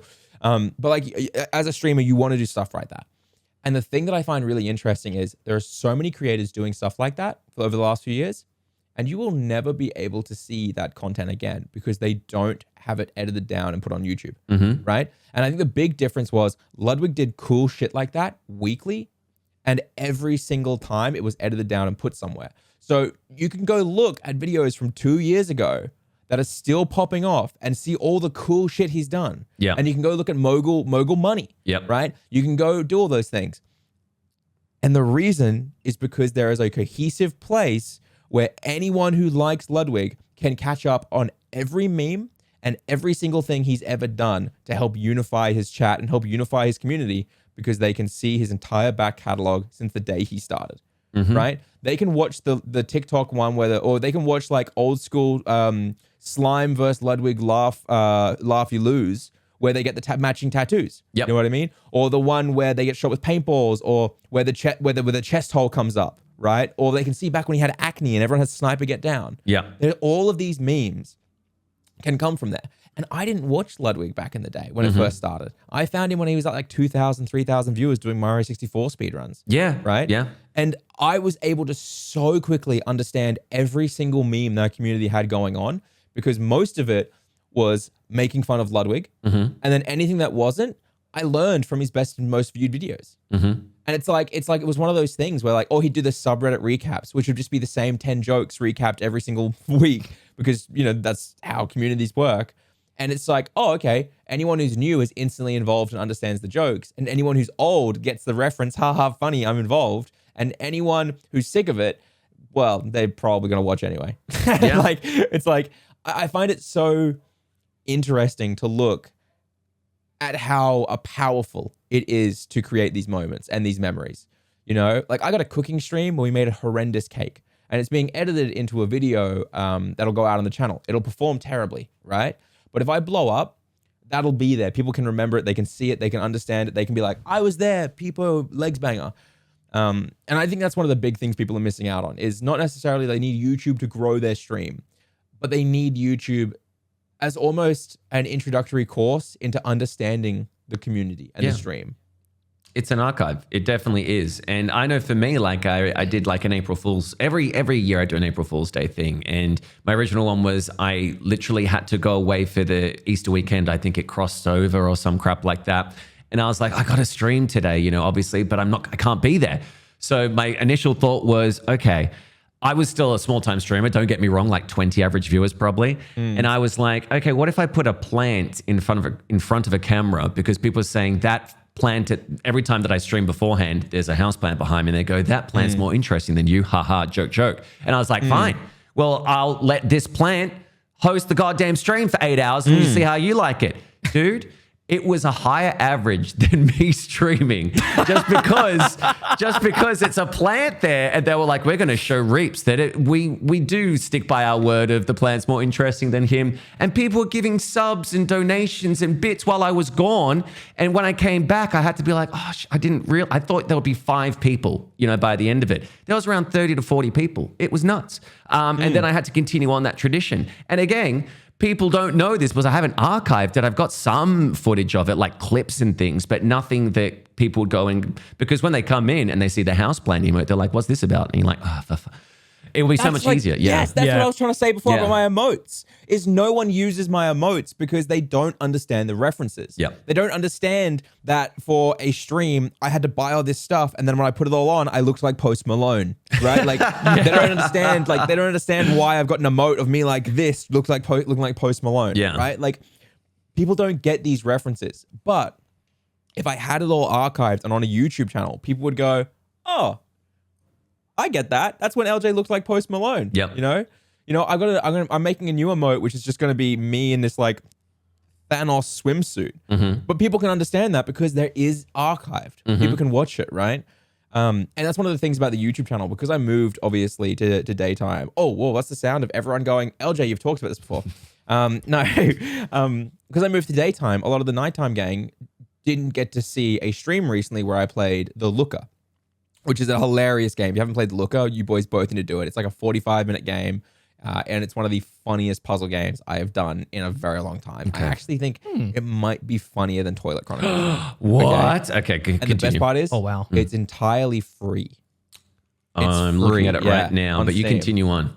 So essentially, I played this game during the daytime, edited it into a video, uploaded it, and the nighttime crew, I've had someone comment and be like, hey, just a heads up, because I'd seen every stream you've done, I've never once watched any of your YouTube videos. I didn't get to see the stream because you did it during the day. I've now gone back and I've watched 5 or 6 of your YouTube videos. They're really fun to watch. Yeah. Because they hadn't seen it, right? They wanted to be involved in it. And I think that's a big thing is people want more content from you. They want to be involved. And if they miss out, they're going to go seek it out. And they're going to understand the memes and the jokes and the references and everything you talk about. So I don't know. I think it's super. You can tell that my brain has been entirely focused on, over the last like 3 podcasts, I feel like most of my focus has been on creating a community that is welcoming and anyone can join and be a part of and instantly understand all the references and everything going on. Yeah. And it's just like I'm slowly developing and figuring all that out. And it really does come down to those 3 things today that I've talked about, in the sense that I'm going to try and unify chat as a blob and then have me as the streamer rather than one-to-one interaction. I'm going to try and give them emotes that they can all enjoy using, like a mascot and things like that to talk about. And I'm going to try and make sure that the YouTube channel gives everyone almost an introductory course of fun content, that they understand the stream, who I am, and kind of get it, right?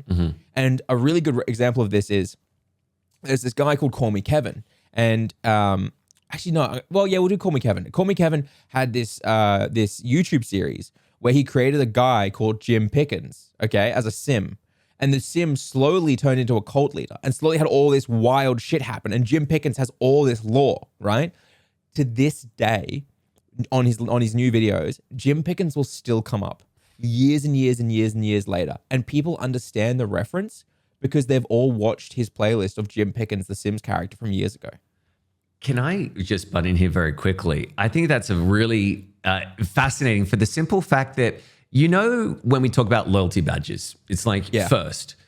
To me, without the loyalty badge, if somebody goes in was like, I was around the era for me of the house plant, it's kind of like a badge of honor for them. You know what I mean? Like that, that they're OGs or they're like deep diehard fans because they know about these references that other people don't know about. So they thrive of getting this information and like, I'm the biggest fan. And it's a great thing, obviously. And I think that's a great thing to do as well, as you're saying, you're trying to create these moments that will obviously make people feel they're more part of the community and they were there from the beginning. So, give me that love. Yeah, there was something that just occurred to me was I had something in that similar vein where, so have either of you guys played Battle Block Theater or Castle Crashers? Yep. A Castle Crashers back in the day when it was on Xbox. Yeah. So there were the Golden Whale originated in Battle Block Theater and then got brought in to Castle Crashers as like a little pet. You know how in Castle Crashers you have your little pets that follow you around. So it got brought in as a pet because it's by the same devs. And I played Castle Crashers and like everyone loved the little golden whale. And we're like, oh, this is great. Well, and then and sort of together we decided we should make this an emote. I made an emote and got a couple of emotes made and stuff. And a couple of weeks after we had done that, one of my friends in the chat was like, oh, this really funny thing happened. my brother is over and I had your stream up and he looked at the emote and he thought it was a goldfish. And I was just like, okay, whatever, it's goldfish, it's a whale. But chat it stuck. They like everyone like grabbed onto it, saying like fighting back against me as a unified chat, being like, no, it's a goldfish, it's a goldfish. I'm like, no, it's a whale, it's a whale. And this meme started where I would like ban the word goldfish, and then they would try to come up with different ways to write the word goldfish, getting around the thing. Smart. So it was one of those things that kept going for ages. Eventually, it kind of just like died out. Yeah. But that was something that was actually really good and really fun. So then when someone new it was a quick explanation that didn't require someone to go back and watch something previously or anything like that. So if someone came in just randomly, they were talking about something and all of a sudden they try to write the word goldfish and they get timed out. They're like, why did I get timed out? It's like, well, you wrote goldfish. And they're like, what's going on? Well, chat thinks that this looks like a goldfish. They're completely wrong. It's clearly a whale. And then it's immediately they're in on the meme. Yeah. So that's kind of I had experienced that, and it wasn't until we started talking about this that I actually remembered that and realized what was actually happening. Yeah. The other example is similar to that. The other example I was going to give when I was trying to start with the Call Me Kevin thing is also another Sims one. You guys know Funhouse, right? I love Funhouse. Well, I loved Funhouse. I haven't watched it as much. OG Funhouse. Yeah. OG Funhouse. Yeah. Before the happening. But I loved it, right? Yeah. When I first was introduced to Funhouse, like they made the announcement, I watched the 3-4 videos they had uploaded to the channel, and I was like, I need more of these people, right? Like I need more. And they still had the Inside Gaming channel up. So I went back and I was watching the Inside Gaming videos that they'd done, and I watched all of their Sims 3 Tunt playthrough. So I don't know if you guys know what it is, but essentially CUNT, put a T at the start, Tunt, and they made him look really derpy. They made him bald. They made the sim really dumb, and they just made him do the dumbest crap ever. And it turned into like hundreds of episodes. Yeah. Season 1 of Sims 3 was like Tunt's adventure, and then they brought him back for the Tunt life to try get him laid, and like they kept having these things happen, and like. Obviously, they lost that brand. Like they couldn't use the joke anymore, kind of, when they went to Funhouse because Inside Gaming was so intense. But like, it's just like so interesting to understand those memes and those things like that people keep coming back for. The Jim Pickens, the Tunt, the MRGs. You know what I mean? Like all these things that people latch onto, and it's so hard. And finding a way to teach those things to new chatters. It's about like I noticed. Yeah, I noticed that on my nighttime streams, I always do this thing where I say, on a scale from 0 to 10, how are you doing? And most chatters on my nighttime stream will say 8 out of 10, or they'll say the LJ rate emote, which is 8 out of 10. And that is a reference to one day I did a stream where I said I was going to rate different chatters. I was going to rate them out of 10. And every single chatter for an hour who I rated, this one I had like 180 viewers, right? And everyone was asking to be rated. All I would do was rate them 8 out of 10 every time. I would spend like 5 minutes going, Calithia. Yeah, that's hard. That's really difficult. Build it all up and go, I think I'm going to vote 8 out of 10. And then we'd all clap. Yeah. Right? And literally, I did this for like an hour. Right? And it's not funny after the first 15 minutes. But it becomes funny again. After the first 30 minutes, then it becomes hilarious. Yeah. Yes. Right? And so now people still do the 8 out of 10 joke. But my daytime stream, I've been asking them, how are you feeling out of 0 to 10? And I get like 2 people doing the 8 out of 10 joke. Right? And it's like, okay, see, this is the thing, right? How are new people supposed to understand and get involved with these references? There's no way for them to learn those things, right? It's so brutal to bring these memes back and for them to make sense. And I think that's a weird strength of YouTube and TikTok that is just completely undervalued or underrepresented, right? They all think it's discovery when it's not even just discovery. It's like, I'm going to teach you, welcome in, Padawan. I'm going to teach you what these emotes mean. Yeah. So I don't know. I think it's quite cool, and I'm excited to try and find more of those community memes and let them latch on and give people a chance to connect with it. Yeah. This podcast has been awesome today. There's been talking about some great stuff that I think is honestly not talked enough about, and I think it's one of the hidden gems that really is the key to sort of community building and just general growth as well. Yeah.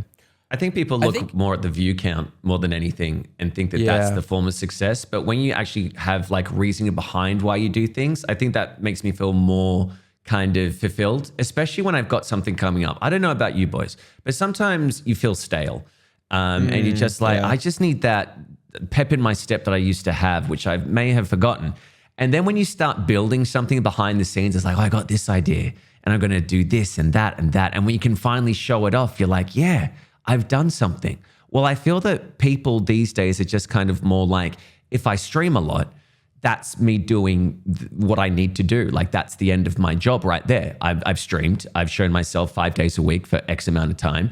But I think it's more the fact of what you bring to the stream, even if you have smaller streams or less time to do it, that makes it better overall, like those moments we're talking about that people can latch onto. Yeah.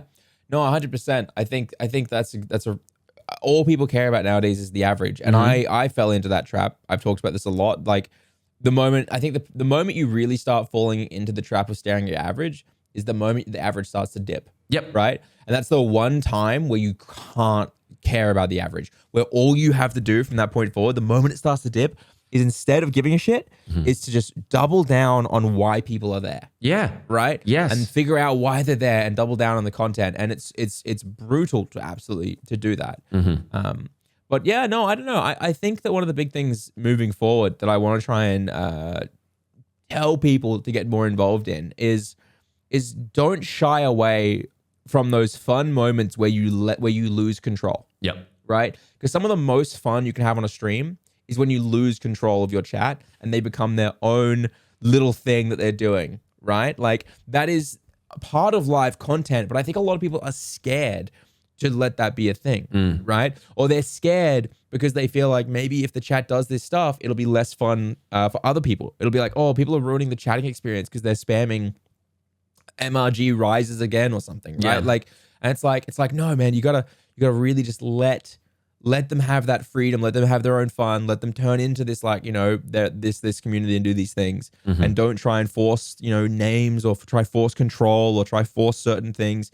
You know, one thing I got really worried about, I was like, you know, are fart jokes or these nuts jokes bringing in 12-year-olds? It's like, oh, should I not do those things? You know, should I not encourage those things? Like, what do I do? Like, what do I think about these things? It's like no, if they're funny, and people like them, who cares? Yeah. You know what I mean? Yep. Like, who cares if someone wants to come in and go, what are you, 12? I go, no, I'm 28 years old. And I think a D's nuts joke is hilarious. Yeah. Like, you know what I mean? It is hilarious, like, by the way. It is. So people who think it's not hilarious, what's wrong with you? Get a sense of humor check, please. Don't have a sense of humor. Yeah. You know, we had our first stream room hater. Oh. Did I tell you this? Oh, no. Go on. I got in there pretty quick and got rid of the messages because I didn't want you boys to see them. Oh, no. Because I'm fine with what they wrote about me, but they went fucking ham on you two. And I was like, Jesus. And I was logged into Stream Room on the YouTube Studio app because it was just after one of our episodes released. And so I saw all three of the comments. They commented 3 times on an episode, back to back really quickly. They watched the whole episode and commented 3 times throughout it. And I saw them come in and I went in and blocked the person from commenting because they were fucking harsh, right? I want to hear these. I'm Curious now. Okay, so for me, they were like, oh, the way LJ talks about Stray, he'd probably be banned from his own stream for insulting something, the precious little bitch. And was like, he's one of those. And okay. was like, and then was calling me like a piece of shit for saying that I didn't enjoy certain aspects of Stray, and that like all I do is ban people because I can't take criticism. Right. Okay. And I was like, okay, well, clearly this is someone who's probably been banned from my chat. Clearly. And then it was, and then for you, Nick, I won't quote some of it, but one thing they said was, tell Nick to stop fucking fiddling with his hoodie. It's too distracting, for fuck's sake. And I was like, Jesus, dude, calm down. Oh, right? damn. Like, why are you hoodie. staring at Nick's chest? All right, chill it. and then, oh fuck, I can't remember what yours was, Reapz, but they got really personal. Oh wow. Like they got really personal, and I was like, that's just not even like funny. Like it was just weird, so I just got rid of them as well. But it was our first comment of hate. It was our first like series of like actual person. We've made it. Like We've made it. Boys. Hated us. We have. If somebody watches through the whole thing like, first of all, thank you so much for that. We really appreciate it. Even with those hate comments coming our way, I mean, you've kind of backhanded compliments there. So thank you. I'm glad we make you so angry. You got to watch the whole thing. It's a good tactic. Also, they also like clearly had watched our content a decent amount, right? Because they understood like multiple different references to episodes. Oh, okay. So it was like they must have been having a really bad day, or like a couple episodes back to back were just not their style, and they just flipped the fucking switch, man. They came hard, right? Wow. They were like, it was weird. Yeah. I mean, like, especially for them, for that episode to be the trigger for them to like start commenting this stuff. So it's like, but you said that they commented throughout the video. It wasn't just 3 comments at the end. They commented throughout. It was throughout because they commented about me talking about Stray. Then they commented about something Reapz said. And then they commented about you and and some other stuff and the fiddling. And it was throughout. And I just thought it was the strangest thing ever, because normally it's just people will just write one hate comment, but they clearly had watched and paid attention. They paid attention. I like the idea that they were sitting there, like they, so it's like, they get annoyed at you talking about Stray. It's like, I'm going to go be a keyboard warrior, and now I'm going to keep watching because I'm still more annoyed, and then like keep going. Like, Also, I don't think I was even that harsh on Stray. No. I said I liked the game. It was a fun game, and then I just said I was disappointed the gameplay didn't evolve. You know what I mean? I just said I expected more from a $40 game, or what was 45 or 48 or something. Something like that, And I thought it was so strange that he was like, LJ would ban people for this, which is also great. This is another meme. Speaking of memes, I think people actually think that I'm some ruthless dictator. I think people literally think that I'm just aggressively banning anyone and everyone from my chat. When in the reality, I've been streaming for like 2.5 years now, and I think I've only got 73 bans because I've never done an unban request. I've never turned any of them off. Yeah. Right? Like, other than bots and stuff like that, I think I've only got like 73, 80 bans. You know what I mean? Like, it's like, what are you expecting from me? Like, I think it's so funny, man. But yeah, we've had our first hater, and what can I say? No, LJ is definitely a dictator. Definitely dictator. Rules with an iron fist. Yeah. That's true. Emphasis on the dick. Yes. Boys, shall we move on to our question of the week? Yes, we should. Yeah. Yes, we should. Nick, did you pick one out? I posted them all. I was having a bit of a flick through.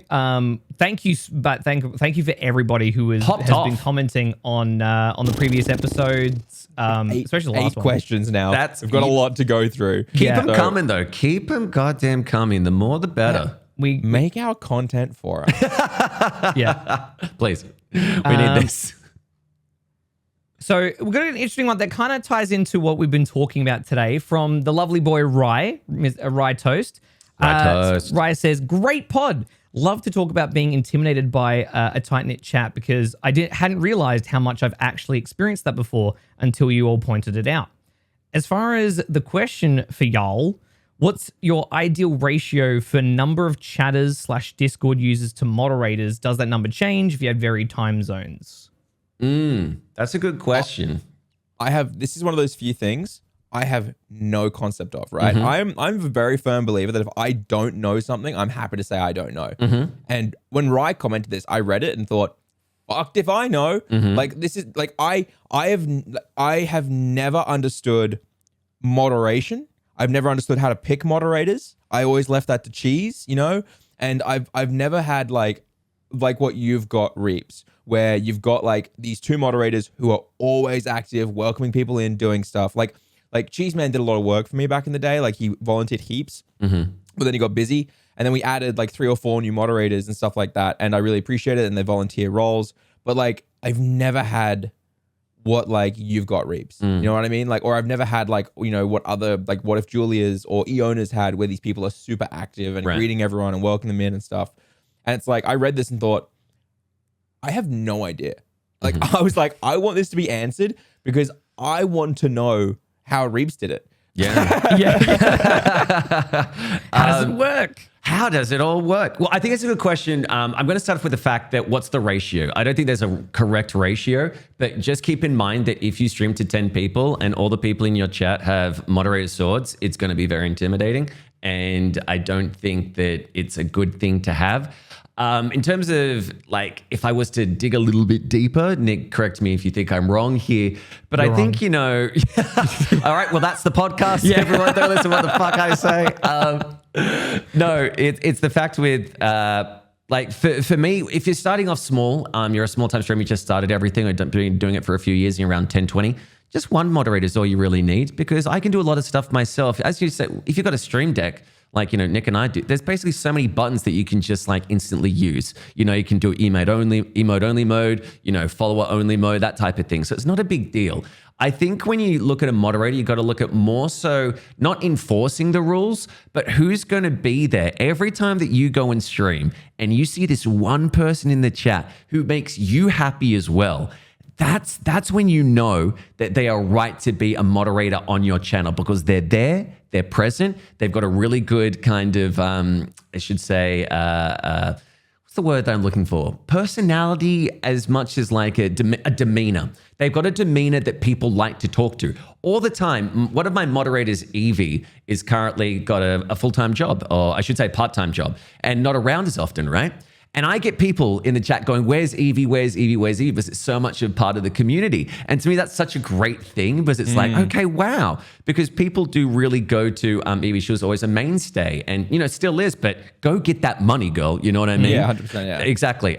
So I think what you have to do is, as we've talked about in the past, they've got to be over the age of 18 and actually, you know, have a living. Because if you give it to somebody who's 18 and under, still at school or, you know, doing whatever, they will, without a shadow of a doubt, because I would do the exact same thing, is forget all other responsibilities and be like, I got to be here for that streamer, which I do not want. I do not want to ruin somebody's goddamn time by being, you've got to be here on stream. Go for the people who you see all the time, obviously, and go for the people who just help you out. Like, you may not even notice it at the time, but when other people come in and they greet them, it's a great thing, obviously. When people come in, they've got a question and they're the ones answering it because you're too busy in your gameplay. That's a great thing. I never really do the forms of like, looking for a moderator, please put your application in here, because I don't think that that's how a moderator should work for me. So that's super interesting, right? So I did that, right? I said, put them out there, because there were a few people I wanted to ask because they were so active. Like these people, like the people I asked, my mods, if you're probably going to listen to this, this isn't criticism whatsoever. I honestly consider it a volunteer role. And the reason why we brought on 4 or 5 moderators in total is because we don't want anyone to feel like they have to be there any one time all the time, right? But we had like super active members in chat. And so then we made a moderator form, and a few of the people who we wanted to invite to be mods put in and said they wanted to be it, right? And we accepted them. But it was almost like getting the moderation sword kind of instantly made them kind of feel less chatty, or like it was odd, right? Like, and I've never talked about this to them, right? Because I don't want them to feel like I want them to be there more often, when in reality I'm like, dude, just do whatever you got to do, right? But I did notice that a lot of my moderators, when they became moderators, they kind of vanished from the activity they used to do. Okay. And I don't know if it's the pressure maybe, or if it's something else, or whatever it could be. But we also had a similar thing happen with, like, we have this community herald role in the Discord. And like the moment people got the herald, they kind of sometimes went disactivated. Like we tried this actually, the herald thing, like a year ago or 2 years ago. And we've tried it again recently. And I have noticed that the pressure, even if people volunteer, almost the pressure of having the role makes it so their activity like tanked. And the only person that didn't happen to was Cheeseman, right? Like he got the role and he was stayed the same level of activity, felt fine to do it, kind of just felt fine to make jokes, do his thing, and nothing like that. And maybe I'm reading into it, right? But I did notice that there was a huge drop in activity from my like most active chatters when they became moderators. Right. And it's like I moderation is something that I have no idea how it works, right? I've got no idea who to invite, who's a good fit for it. I don't want to ask people to do things because it's a volunteer role. I don't expect them to, you know what I mean? But it's also like, I don't know how to find someone who's going to be there all the time to help, or how to find like that's why the reason we have like 5 or 6 mods, as I said, is because I wanted it to be like, no matter what was going on, there'd always be someone. But then even in my nighttime slot, it got really difficult because a lot of them just weren't available. Yeah. All right. Like it was just like the activity died off and a lot of them were busy. And it's like, okay, that's 5 or 6 mods that we've got. I can't add another 2 because I don't know who to add. And I don't know if adding 2 more mods who are active chatters is going to make me lose active chatters. Yes. And it's like, so I'm like completely, I got no idea how moderation works. Like I'm at a complete loss about what the best way to do it is. And right now, my daytime stream, we don't have mods. Yeah. I just vibe out, do it myself, or I just roast people and they leave. You know what I mean? And like that's the way we're dealing with it for now. Yeah. No, I think that's exactly what it should be, though. Like, if I was to live in an ideal kind of streaming world, I wouldn't have moderators because everyone would be well behaved, you know, to the degree that they know where the line is. I didn't say they were well behaved. I just said that I don't have moderators.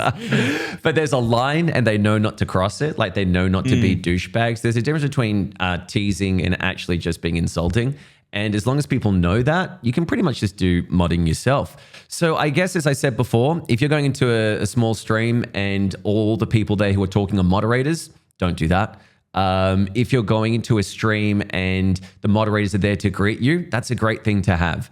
And I think that really makes you feel a part of it, because I know it's daunting. It's daunting for a lot of people to go into a new community, actually type into this chat of a streamer they don't know, and then for people to greet them with open arms. And I think that's a big thing that I did that I recommend to everybody is if you've got a Discord and you've got a moderator, sub channel, go in there and go, this is what I want from my community. And this is how I think we can reach it. And then the mods will type back, I think we can do it like this, this, and this. I'll change this. Just have an honest discourse with people. Because at the end of the day, the last thing you want a moderator to do is ban someone. You know what I mean? And I'm not saying that is a bad thing if obviously somebody comes in saying terrible things, ban. But I mean, a moderator, I've had moderators in the past that feel like because they've got a badge, they have to time people out. You know what I mean? Like for no real reason. But because they've got that power, they've got to time somebody out or think like they've got accountability. But at the end of the day, those things are only there if something goes way off the rails. In emergencies. Exactly. The first thing to any moderator is to just be a part of the community and make it welcoming. That's it. That should be the end right there. The banning, the timeout, that's the very end goal that you need to achieve, because once you've done it, it's over with.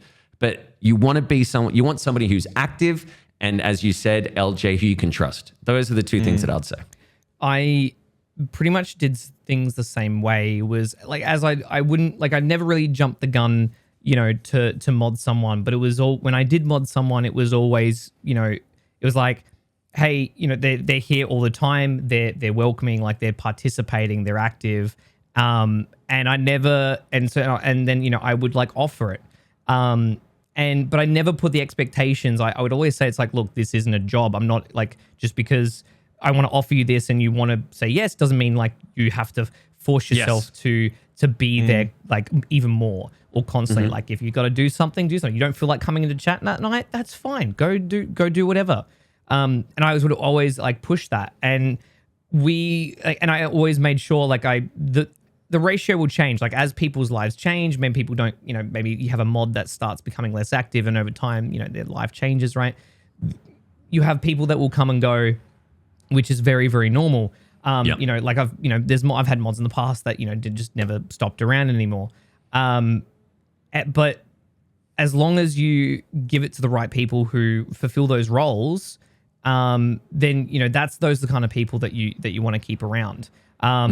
And then if you find that, you're starting to lose some mods because their life is changing, so you're like, okay, don't really have a mod around as much, then you kind of get it on your radar. Like, okay, so who's someone who's a regular that I think really fits, who would be a good moderator, who is active, understands the community, who participates in chat, but also, would be responsible enough to have that sword and not feel like they have to give up everything. Or, feel like that, that maybe they, someone who's not going to get a power trip from having a sword in someone's chat. It's a difficult balance to find. Thankfully, I've always, when the people that I have picked, thankfully, they've always been good picks. I've always had great mods. Recently brought on a new mod, Sakura, who is incredible. Like, she's been hanging around for a long time, and she's like constantly like always been active. She's like there in every single stream at the start from the stream. And so when I offered the sword to her, I said, look, I'm not asking you to do anything different. I just want to I want to bring you a part of you were a great example for the community in the chat, and so I'd love to have that extra hand. And she was like, yeah, absolutely. And then I think depending on the person, like you said, Reapz, when you have the moderator Discord, you kind of talk about things in the channels like, hey, what do you guys think about this? What's your opinions on stuff? I think a lot of people like to have that little bit of input and share their peace of mind. But yeah, it's like I always focused on waiting for the right time and waiting for the right person to come along, and only then would I hand that sword out. Yeah, before VIP badges came, the next big step up was regular user moderator. Well, now it's regular user VIP moderator, right? And I think that people feel it as a gift. If you're a streamer and you've just started and you see somebody in the chat who's amazing and you give them the badge of moderator, right? You feel that that's amazing. They're like, wow, here's this trust that I've given to this user. They must love me for it, or, feel like really special. I've had a time where I did that because I didn't know, but this was in the early days. And they actually said to me, do you mind if I don't be a moderator, because I have more fun being a chatter and I don't want the responsibility of having to deal with chat. And I was like, for sure. I'm so sorry that I didn't ask you beforehand. And I think that's a very important thing, is that although they may be amazing at what they do ask them, do you want to do this job? Because it is a job at times. When you are in a chat, if something goes crazy, they're the ones who have to quickly, think on their feet to make, the follower bots or whatever it is, they've got to think on their feet. So I do think it's really, really, really important that you ask them and go, please do, as Nick said, do everything as you do. This is just extra insurance if something goes crazy, that I know you're going to be there to help me out. You shouldn't think of yourself as like authority whipping, some sort of like nightstick as you walk down the aisles of people, making sure everything's fine. As you said, you want chaos in your chat. Just know the line between insults and actual teasing. It's super interesting. Moderation has always been something I've just never been very good at understanding how to pick mods, how to talk to them. I'll still ask for feedback on ideas and stuff like that and have like an open conversation. But like a big thing for my moderation, like that has always been my goal, was to have just at least 1 or 2 active mods in chat at all time. Yep. To kind of help welcome people in and do that stuff, right? Like for the last year and a half, I've always been trying to get what you've got, Reapz, where you always have people welcoming new chatters in or welcoming community members in. And even to the point where we've had that discussion, right? We've had those conversations about doing it. We made the community herald role as someone to welcome people in and to like engage and stuff like that. And I've never really managed to do it. And I don't know why. And that's not me criticizing the volunteers and the moderators and stuff like that in any way. I think it is just a fact that this is what we go back to at the start. I don't think I created a community. I think I created a series of one-to-one engagements. Okay. You know what I mean? And I think that might be a big part of why. People weren't cohesively a hive mind. It was more like, yeah, sometimes we had community moments, but most of the time it was a lot of just back and forth, one-to-one kind of things. Yeah. And yeah, it's a mystery to me. It's absolutely is a mystery to me. And I need to figure it all out and figure out how it's going to work and go from there. But I personally, I don't know enough about it. And I always say to my moderators, I say, it's a volunteer role and I really appreciate everything you do. And I just want your feedback and advice most of the time. Yeah. And they're very kind whenever they find time to do it, they do. But yeah, it's so confusing. It is. And I think, again, moderators, it's all about feedback. That's it. They greet and it's about feedback, and you can't think of them as employees. Please never think of them like that. I made you a moderator, you've got to do this, that, and the other. No. Don't give them guidelines. Just give them simple things of like, this is how I want the community to be. Please just welcome people and be your usual self, because that's what makes a good moderator. They know the difference. You mean you don't charge your mods mod rent? Well, I do, but I mean, come on now. Everybody does that. That's just like water's wet type thing. Yeah. Easy. Boys, but I think potentially you guys are looking a little stuttery. I think we might be dropping frames. It might be time to call it to wraps there. But did you guys have anything before I do the outro? Yes, of course. As always, we're going to do our amazing call to actions. Thank you so much for the amount of questions. Please give us more, because keep in mind, although we are doing question of the week, it's very prestigious now. There is definitely going to be a podcast where we answer all the ones that we haven't answered. Literally every single one will go ba. The Q&A podcast, it will be a follow-up to the previous Q&A podcast. Do like, subscribe, all that kind of good stuff. If we can hit, do you think... This is a big ask. This is a huge ask. But I think we're about 600 and something subscribers. Do you think by year's end, can we get to 1,000? That's only 4 months away to get to 1,000. Yeah, honestly, we can. Like, to be entirely fair and real, I just don't think we've been doing much marketing. Yeah. Like, we've just been doing this. The fact that the channel does what it does with fucking minuscule levels of marketing. Like, we're talking minuscule levels of marketing. Like, this is like 99% organic. Like, what we did one shout out 3-4 months ago on Stream Scheme in a video. You know what I mean?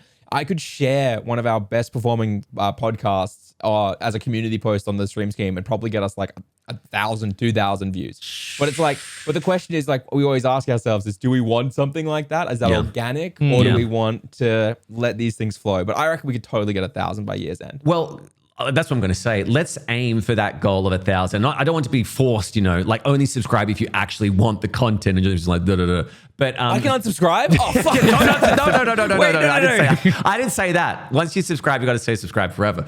But what I was thinking is it would be a great thing for us to hit in our first year of doing this podcast. I think we're already over 4,000 watch hours, which is huge. We hit that a few months ago. To get to 1,000 subs is like the next step to actually having monetization. Not saying we're going to do ads, but it's just a nice goal for us to do because we do take time every 5 minutes. Ads every 5 minutes. Exactly. You got to, really subscribe to the channel or whatever to get rid of it. But to me, it's always been a nice thing to go, wow, in the first year, we've hit this goal and this goal. And as we said, when we started making this podcast, we never really want to profiteer off it. We want it to be organic. And as we said, we'll go to those next lengths if we ever feel like we need to. But at the moment, the biggest thing you can do for us, which is completely free, hit that sub button, hit the like and all that, bullshit that you hear on every YouTube video, but it does mean a tremendous deal because the algo's being kind to us at times and we want to see it continue being kind. It does. If you like all the videos, if you enjoy those pods, like the like button does help. It helps us a lot. And share it around. If you really take a lot away from these podcasts and you think other people would benefit from them and you think other people should be listening to them or watching them, please share it around. Please, I always am looking at the Twitter. So, and all the people that like do make tweets about like our pod and saying how much that they've learned from them and promoting our pod. We sincerely thank you so much because we're really glad that you guys are getting so much value from this, and we're humbled that you want to help spread the word about what we're doing here. So thank you. And please, shout out to all the socials. Please follow them all, not just the YouTube and everything. It goes a long way. Well, I hope with that, everyone has had a lovely time. I can't wait to find more hate comments. It'll be fantastic. Thank you so much for watching. We're going to be back next week. And of course, we're all live on streams and on Twitters and everything like that. So come check us out if you want to. You won't, but you could. And I'll see you guys later. Bye-bye now. Bye, guys. Bye.